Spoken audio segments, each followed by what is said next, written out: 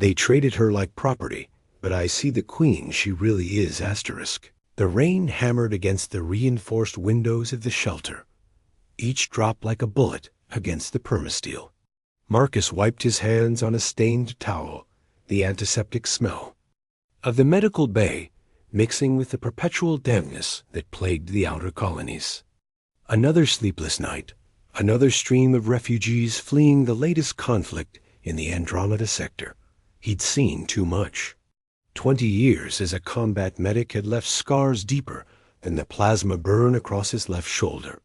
Now, at 38, he ran this shelter on Kepler 7, trying to piece together broken lives while his own remained fractured. The irony wasn't lost on him. The transport alarm echoed through the corridors. Marcus checked his chronometer. 0347 hours. No official transports were scheduled. His hand instinctively moved to the plasma pistol holstered at his hip as he made his way to the landing bay. Through the observation window, he watched a battered cargo hauler settle onto the landing pad. Steam rose from its overheated engines, and scorch marks along its hull told stories of desperate escapes. 3 figures emerged from the ship, 2 supporting a third between them. Marcus activated the intercom. "This is a private facility. State your business." The taller of the 2 supporters, a woman with the weathered look of a deep space miner, looked up at the camera. "We need sanctuary. We have payment." "What kind of payment?" The woman hesitated, then gestured to the figure they were supporting. "Her. She's valuable. Worth more than credits." Marcus felt his stomach turn. Human trafficking wasn't uncommon in the outer colonies, but it never got easier to witness. "I don't trade in people." "Please," the woman called out, her voice cracking. "Her name is Naya. She's my sister. Our colony is dying. If she stays, she dies. If you take her, maybe she lives." The figure between them raised her head, and Marcus felt his breath catch. Even through the rain and distance, he could see her ethereal beauty. Pale blue skin that seemed to shimmer with an inner light, silver hair that caught the landing bay's illumination, and eyes that appeared to hold starlight. She was Vorthic, one of the genetically enhanced humanoid species from the Rigel system. Their people were known for their intelligence and beauty, which unfortunately made them targets for slave traders throughout the galaxy. "She's 19, the woman continued. "She's never known safety, never had enough to eat. We're offering you medical supplies, rare minerals, everything we have." Marcus's training warred with his conscience. Taking her would essentially be participating in human trafficking. Refusing meant condemning her to death. Naia spoke for the first time, her voice melodic despite the exhaustion. "I understand economics. I know my value. Question is whether you think I'm worth their offer." There was intelligence in her voice, but also a resigned acceptance that made Marcus's chest ache. She'd been taught to see herself as a commodity. "Everyone has value beyond what others place on them," Marcus said, opening the bay doors.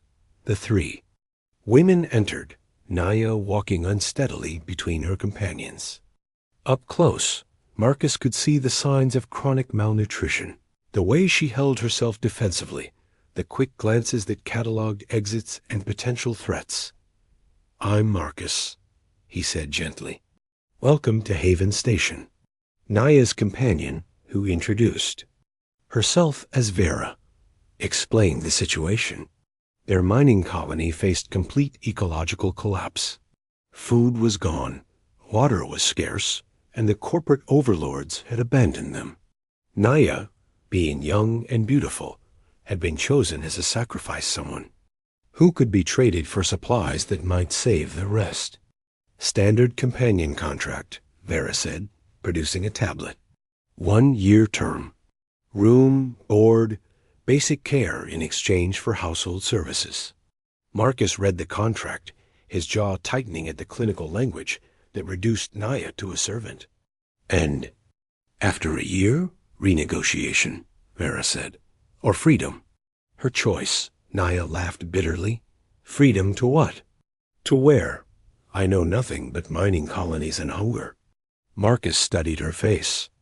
Beneath the survival instincts and learned helplessness, he saw something else, a fierce intelligence and will to live that impressed him. I'll do it, he said, surprising himself. Vera and her companion Naya's other sister, Kes, sagged with relief. Their goodbye was brief and painful. As they prepared to leave, Vera grabbed Marcus's arm. Take care of her. She's stronger than she knows.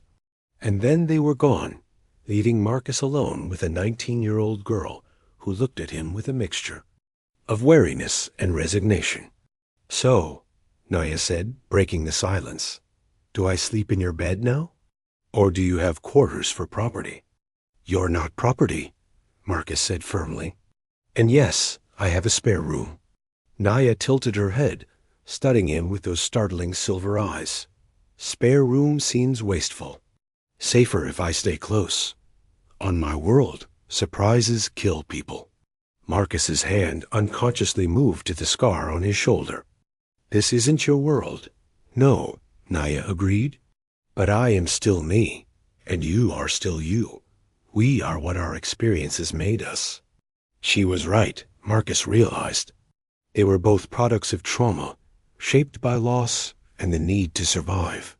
The question was whether they could become something more than the sum of their damage. Are you hungry? Marcus asked. Naya single quotes S eyes widened slightly. Always hungry, but I only eat what you permit. You don't need permission to eat here. This is your home now. She stared at him for a long moment. Home, she repeated, as if testing an alien concept. I've never had a home before. Only places where I was allowed to exist. It's different, Marcus confirmed. You'll see. Naya nodded. Slowly. Then I will learn this word. I will learn to be a home person instead of an existing person.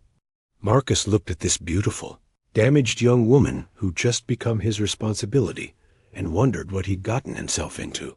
But for the first time in years, he felt something besides numbness in his chest.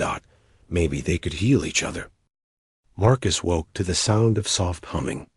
The melody was hauntingly beautiful, unlike anything he'd heard before. Through the dim light of dawn, he could see Naya sitting by the window in the main room, her silver hair catching the first rays. Of Kepler-7's binary suns. She held a small device in her hands, a Vorthic memory crystal that her sisters had left with her. As she hummed, the crystal pulsed with gentle blue light, projecting holographic images of her homeworld before the ecological disaster. Couldn't sleep? Marcus asked softly, not wanting to startle her. Naya turned, and he was struck again by her ethereal beauty. In the morning light, her pale blue skin seemed to glow from within. Sleep feels dangerous still. On Rigel, you slept light, or you didn't wake up. Marcus joined her on the couch, maintaining a respectful distance. What's the crystal? Family memories, Naya said, her voice soft. Before the mining corporations came, before everything died. The hologram showed lush forests and crystal cities, Vorthic families living in harmony with their environment. It's beautiful, Marcus said.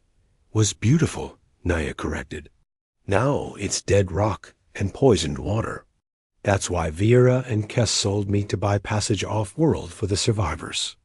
The casual way she spoke about being sold still made Marcus's stomach turn. They didn't sell you. They brought you somewhere safe. Naya gave him a look that was both wise and sad beyond her years. Safety is luxury. I am here because I have value to you. When I stop having value, I will go somewhere else or die. This is how universe works. That's not how it works here, Marcus said firmly. Over the following days, Marcus watched Naya navigate her new environment with the hypervigilance of someone who'd learned to survive by reading every threat. She cataloged exits, tested locks, and positioned herself where she could see all entrances. She was also incredibly capable. Despite her malnutrition and exhaustion, she moved with fluid grace. When Marcus's medical supplies needed organizing, she created a system more efficient than anything he'd managed in 5 years. When the food processor malfunctioned, she had it running perfectly within an hour. "Where did you learn engineering?" Marcus asked, watching her work. "Necessity," Naya replied, not looking up from the circuitry. "On mining worlds, you fix things, or they stay broken. Broken things kill people." But it was during the evening meals that Marcus began to see glimpses of who Naya really was beneath the survival mechanisms. She would ask questions about Earth, about his work as a medic, about the books lining his shelves. Her curiosity was endless and sharp. "You were soldier?" she asked one night, noticing how he automatically sat facing the door. "Combat medic," Marcus confirmed. 20 years? You killed people?" Marcus's hand moved to his shoulder scar. "I saved people. Sometimes that meant killing others." Naya nodded as if this made perfect sense. Killing to protect is different than killing to take. You have protector's eyes. Protector's eyes? My people, we can see intentions in the eyes. Yours say you protect, not take. That's why I trust. You little bit. The word trust hung between them, precious and fragile. One evening, Marcus found Naya in the shelter's small library, surrounded by books about Earth's history. She looked up as he entered, and he noticed she'd been crying. "What's wrong?" he asked, settling beside her. "Your people fought wars, had famines, suffered greatly," she said, gesturing to the books. "But you survived. You rebuilt. You reached for the stars." She touched the book about the colonial expansion. "My people just ... We accepted death." "Your people were overwhelmed by forces beyond their control," Marcus said gently. "That's not the same as giving up." Naya looked at him with those starlight eyes. "You really believe that?" "I believe people do what they can with what they have. Sometimes that's enough. Sometimes it isn't. But the trying matters." That night, for the first time since arriving, Naya ate a full meal without counting every bite. The breakthrough came 2 weeks later. Marcus was in the medical bay, treating a refugee who'd been injured in a transport crash when alarms began. Blaring. Through the windows, he could see 3 ships approaching, sleek, predatory vessels with the markings of the consortium, a criminal organization that specialized in acquisition of rare humanoids. "They're here for me," Naya said, appearing in the doorway. Her face was calm, but Marcus could see the fear in her eyes. "How do you know?" "Vera must have told someone about the trade. Probably sold the information for supplies for the colony." There was no anger in her voice, just resigned acceptance. "I should go with them. They'll leave you alone if I cooperate." "Like hell," Marcus said, his protective instincts flaring. "This is Haven Station. Neutral territory." "Neutral territory means nothing to the consortium," Naya said. "They take what they want." Marcus activated the station's defensive system shields, automated weapons, communication jammers. "Then they'll have to fight for it." Naya stared at him in amazement. "You would fight for me?" "I would fight for anyone under my protection," Marcus said. Then, more softly, "But yes, especially for you." Something shifted in Naya's expression. For the first time since arriving, the defensive walls around her heart cracked slightly. The consortium ships opened fire, testing the station's defenses. Marcus knew the shields wouldn't hold long against a sustained assault. "There's another way," Naya said quietly. "I have ... abilities. Vorthic nobility. We're not just enhanced for beauty. We're enhanced for power." "What kind of power?" Naya closed her eyes, and the air around her began to shimmer. The lights in the medical bay flickered, and Marcus felt a strange tingling along his skin. When she opened her eyes, They were glowing with the same inner light as her skin. "Bioelectric manipulation," she whispered. "I can overload their ship systems, but ... double quotes." She hesitated. "But what? If I use my abilities, they'll know what I am. They'll never stop hunting me." Marcus took her hands in his, feeling the electricity dancing under her skin. "Then we make sure they can't report back." Naya's eyes widened. "You're asking me to kill them." "I'm asking you to survive, to choose life over submission." For a long moment, Naya stared into his eyes. Then she nodded. The consortium ships died in seconds, their systems overloaded by a massive electromagnetic pulse that originated from the station. The vessels drifted dark and powerless in space, their crews dead from catastrophic system failures. Naya collapsed, drained by the effort. Marcus caught her as she fell, holding her against his chest as she trembled with exhaustion and the aftermath of violence. "I've never killed before," she whispered. "I know," Marcus said, stroking her silver hair. "I'm sorry you had to." As he carried her to her room, Marcus realized something had fundamentally changed between them. She was no longer just a refugee. Under his protection, she was Naya, powerful, intelligent, and brave. And despite everything logical thought told him, he was falling in love with her. The discovery came 3 days after the consortium attack. Marcus was running a medical scan on Naya to ensure the bioelectric discharge hadn't damaged her nervous system when the scanner detected something impossible: quantum-encoded DNA markers that didn't exist in any known database. "Naya," he said carefully, studying the readout, "I need to ask you something important. What exactly did Vera tell you about your family history?" Naya, who had been recovering on the medical bed, sat up. Slowly. The past few days had changed her. She moved with more confidence, held her head higher. The act of defending herself and Haven Station had awakened something in her. "Vera said I was adopted," Naya replied. "Found as infant in wreckage of Royal ship." "Why do you ask?" Marcus turned the scanner display toward her. "Because according to this, you're not just Vorthic nobility. You're carrying the genetic markers of the Rigel royal bloodline. The royal bloodline that supposedly died out 2 decades ago." Naya stared at the screen, her silver eyes wide. That's impossible. The royal family was executed during the corporate takeover." "Apparently not all of them," Marcus said softly.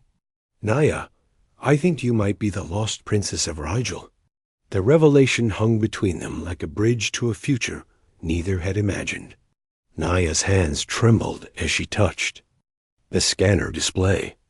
"If this is true," she whispered, "then my people, there might be survivors. Hidden colonies, loyal houses who escaped the purge." Over the following days, Marcus helped Naya research her heritage using the station's quantum communication array. What they discovered painted a picture of tragedy and hope in equal measure. The Rigel system had indeed fallen to corporate exploitation, but scattered Vorthic communities throughout the galaxy had preserved their culture, waiting for the return of their rightful queen. "There's a resistance movement," Naya said, reading encrypted messages that had found their way to her after word of her survival spread through hidden channels. "They call themselves the Star Swarm. They've been fighting the corporations for 20 years. Marcus watched her transform as she learned about her people's continued struggle. The broken refugee was disappearing, replaced by someone regal and determined. "They want to meet with you," Marcus said, reading over her shoulder. "There's a gathering on the neutral world of Sanctuary Prime. Representatives from 12 different Vorthic communities." Naya looked at him, and Marcus saw both excitement and fear in her eyes. "Will you come with me?" "Naya, I'm just a medic who runs a refugee shelter. You're talking about reclaiming a throne." She stood and moved closer to him, close enough that he could smell the faint floral scent of her skin. "You're the man who chose to protect me when you could have profited from me. You're the man who saw a person when others saw property. Her hand touched his chest, right over his heart. You're the man I'm falling in love with. The words hit Marcus like a physical blow. He'd been fighting his own growing feelings, telling himself she was too young, too vulnerable, that any relationship would be taking advantage of her dependence on him. Naya, he said carefully, you're in a vulnerable position. Your feelings might be what? She interrupted, her eyes flashing with anger. Gratitude? Trauma bonding? Let me tell you something, Marcus Hayes. I survived 19 years.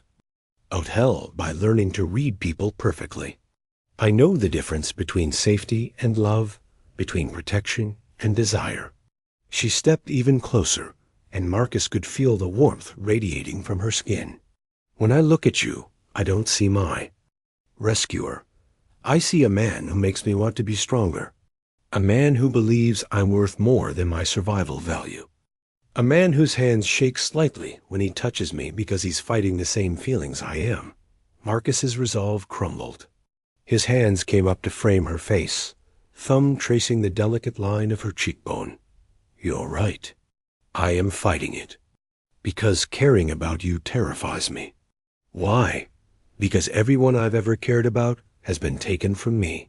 My parents, my squad, my patients. War takes everything eventually. Naya's hands covered his. Then don't think about war. Think about now. Think about the fact that I'm here. I'm alive, and I choose you. When their lips met, it was electric in more ways than one. Marcus felt the literal tingle of her bioelectric abilities responding to her emotions. But more than that, he felt something in his chest that he thought had died years ago. Hope. They made love that night with a tenderness that surprised them. Both. Naya had expected rough taking based on her limited experience with human sexuality. Instead, Marcus worshipped her body with the reverence due a queen, showing her that intimacy could be about giving rather than taking. Afterward, as they lay entwined in his bed, Naya traced the scars on his chest. When we go to Sanctuary Prime, she said softly, I want you at my side, not as my protector or my keeper, as my chosen partner. The Vorthic nobility might not accept a human consort, Marcus warned. Naya's eyes glowed softly in the darkness. Then they'll learn that their queen chooses her own path. Besides, she smiled, you're not just any human. You're the man who helped me remember I was more than property. That makes you worthy of any throne. The message came the next morning. Sanctuary Prime was under attack by consortium forces. A gathering of Vorthic leaders had been discovered, and corporate ships were moving to eliminate what they saw as a threat to their control of former Rigel territories. We have to help them, Naya said, her voice filled with determination. Marcus looked at his peaceful refugee station, then at the woman he loved. If we do this, there's no going back. You'll be declaring yourself openly. The corporations will never stop hunting you. Naya stood straighter, and for the first time, Marcus truly saw the queen she was meant to be. Let them come. My people have hidden long enough. It's time to reclaim what was stolen from us. As they prepared Haven Station for war, Marcus realized his life had completely changed. He was no longer just a broken ex-soldier trying to save refugees. He was the chosen consort of a queen, preparing to help her people reclaim their birthright. Scared, submissive girl who had arrived 3 weeks ago was gone. In her place stood Princess Naya of Rigel, heir to a fallen kingdom, and the woman who held his heart. And Marcus had never been more proud to stand beside anyone in his life. The journey to Sanctuary Prime took 18 hours through hyperspace, giving Marcus and Naya time to prepare for what awaited them. Haven Station's modest defense systems had been augmented with weapons salvaged from the consortium ships Naya had destroyed, but Marcus knew they were still outgunned. Tell me about the Starsworn, Marcus said as they reviewed tactical displays in the ship's cramped command center. NAIA pulled up holographic profiles of the resistance leaders. Captain Thorne leads the military wing former Rigel Navy, who escaped the purge. Dr. Kelleris heads the civilian council. She's preserved our cultural archives. And there's Commander Vex. Naya's expression darkened. He believes only pure-blood Vorthik should rule. He won't welcome my choice in partners. Marcus noted the tension in her voice. Worried about their acceptance? Worried about your safety, Naya admitted. Vex has killed humans before. He sees them as the enemy who enabled the corporate takeover. Their conversation was interrupted by proximity alarms. Sanctuary Prime appeared on the view screen, a lush world that served as neutral territory for diplomatic meetings. But the space around it was filled with the burning hulks of ships. The Consortium had arrived first. Consortium Dreadnought in high orbit, Marcus reported, reading the tactical display. They're broadcasting demands for the Vorthik leaders to surrender. How many survivors? Naya asked. Unknown. But I'm detecting energy signatures from the underground bunkers. Someone's still alive down there. Naya closed her eyes, and Marcus felt the familiar tingle that meant she was accessing her abilities. When she opened them, they glowed within her. Light. I can feel them. My people. They're trapped, but alive. The insertion was risky. Marcus piloted their ship through the debris field, while Naya used her bioelectric abilities to mask their energy signature. They landed in a forest glade 3 kilometers from the bunker complex. The walk through Sanctuary Prime's purple forests was surreal. Exotic plants towered overhead, while the sound of distant explosions echoed through the air. Naya moved like a ghost through the undergrowth, her enhanced senses guiding them around Consortium patrol drones. There, she whispered, pointing to a camouflage entrance built into a hillside. But there are guards. Marcus counted 6 Consortium soldiers in powered armor guarding the bunker entrance. Behind them, he could see drilling equipment. They were trying to force their way inside. I can take them, Naya said, electricity beginning to dance along her skin. Not alone, Marcus replied, checking his plasma rifle. We do this together. The attack was swift and brutal. Naya's bioelectric pulse disabled the soldier's armor, while Marcus provided covering fire. Within minutes, the entrance was clear. Inside the bunker, they found 37 Vorthik survivors huddled in emergency shelters. Among them was Captain Thorne, a scarred veteran with cybernetic implants replacing his left arm. When he saw Naya, he dropped to one knee. My princess, he sighed, his voice thick with emotion. We thought the royal line was extinct. Not extinct, Naya replied, helping him to his feet. Just lost. But I'm found now, and I'm here to lead my people home. The reunion was interrupted by Dr. Kelleris, an elderly Vorthik woman whose silver hair was streaked with blue.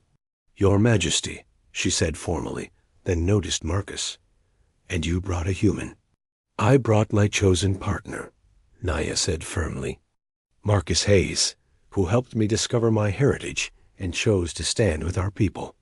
Commander Vex emerged from the shadows, an imposing figure whose pale blue skin was marked with ritual scars. His eyes fixed on Marcus with undisguised hatred. You bring our oppressor's kind before the royal bloodline? I bring the man who saved my life and helped me remember who I am, Naya replied, her voice carrying new authority. Question my judgment again, Commander, and you'll learn why the royal family was feared as well as loved. The standoff was broken by alarm signals. Consortium forces had breached the outer bunker levels. We need to evacuate, Thorne said. But the transport ships are still in orbit with the Dreadnought. Then we take the Dreadnought, Naya said simply. The plan was audacious and desperate. While the other survivors escaped through underground tunnels to Marcus's ship, Naya and a small team would infiltrate the Consortium command vessel. Her bioelectric abilities could potentially disable an entire starship, but the effort might. Kill her. I'm coming with you, Marcus said. Absolutely not, Naya replied.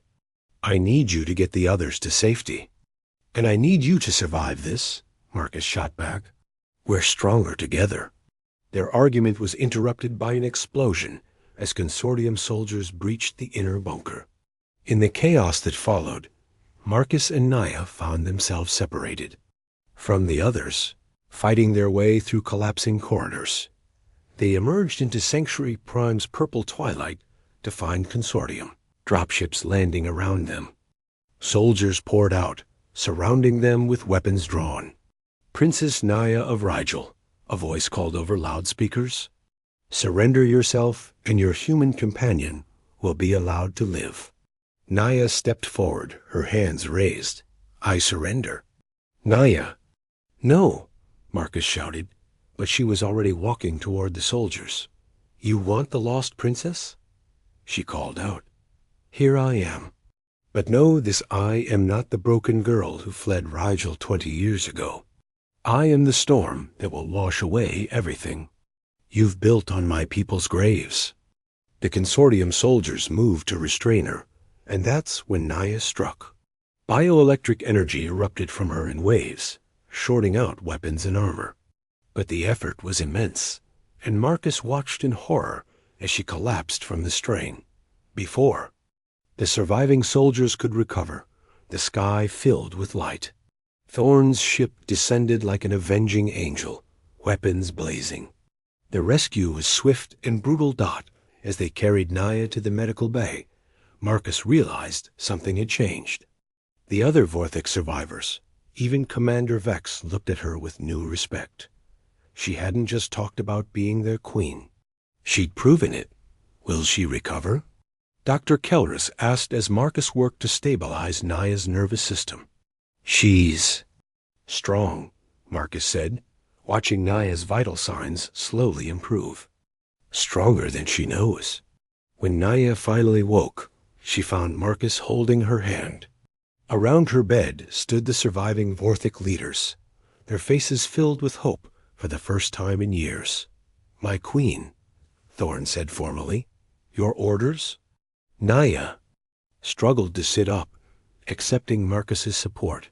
We go home. We reclaim Rigel. And we show the corporations that the Vorthic people will not be broken.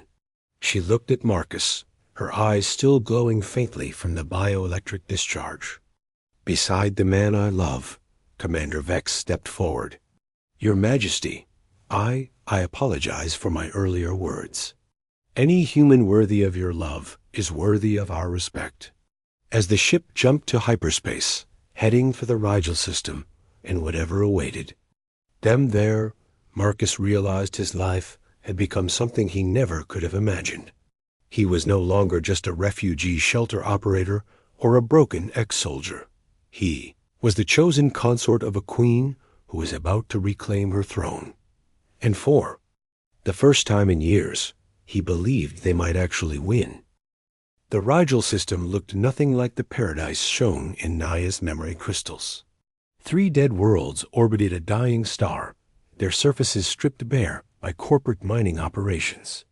But as their small fleet approached the primary world, signs of life appeared on the sensors.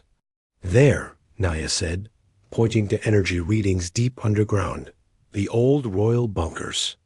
My people survived. The past 6 months had transformed their small resistance into something formidable. Word of the lost. Princess's return had spread through Vorthic communities across the galaxy, and ships had arrived from dozens of worlds. Marcus had watched Naya grow into her role as queen, her natural leadership inspiring fierce loyalty. Consortium patrol fleet holding standard orbit, reported Captain Thorn from the flagship's bridge. 12 vessels, including 2 dreadnoughts. Marcus studied the tactical display. They're protecting the mining platforms. Not for long, Naya said, her voice carrying the authority of absolute command.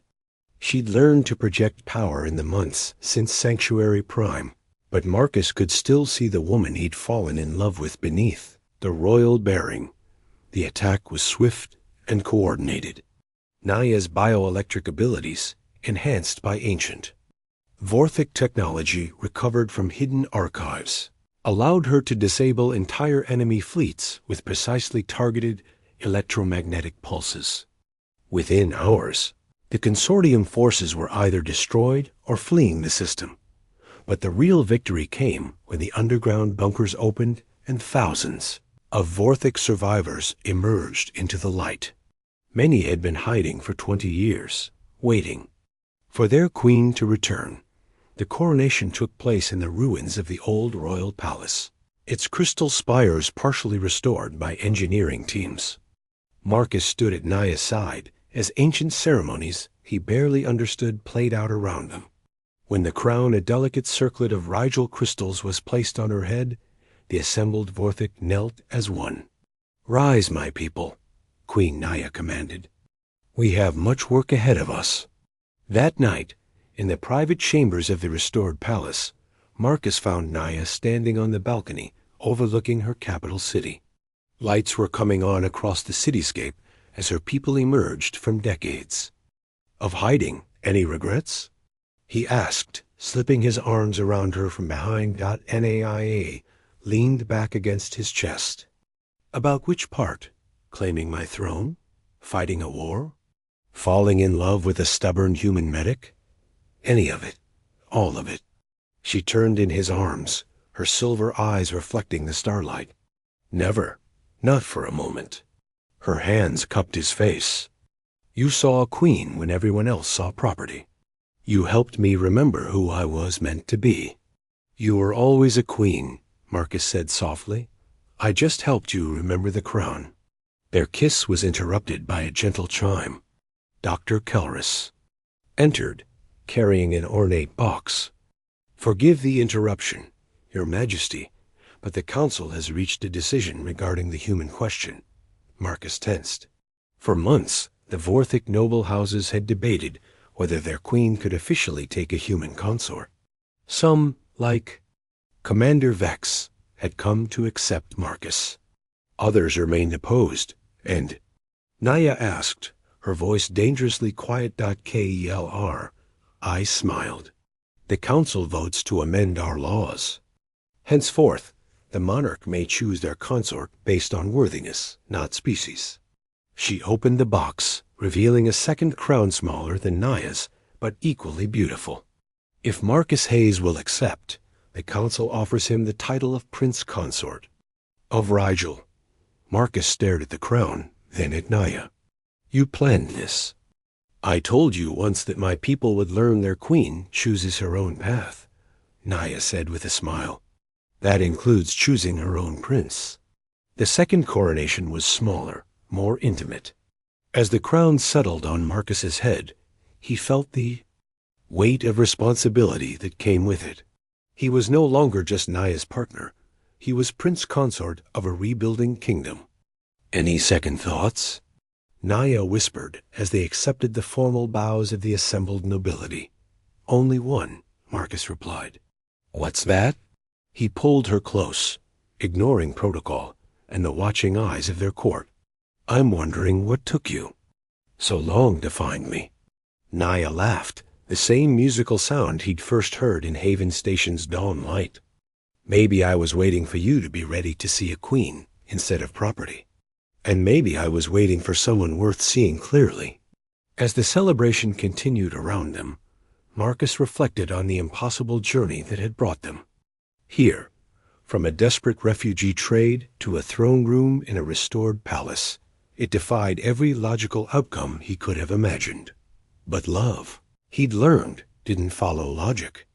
It followed the heart's recognition of its perfect match. And as he looked at the woman who ruled beside him, brilliant, powerful, beautiful, and utterly devoted to her people's welfare, Marcus knew he'd found his place in the universe. Queen Naya of Rigel and Prince Consort Marcus had work ahead of them. There were other Vorthic communities to reunite, corporate exploitation to end, and a kingdom to rebuild. But they would face it together, two souls who had found in each other not just love, but the strength to transform from broken survivors into the leaders their people needed. The lost princess had found her crown.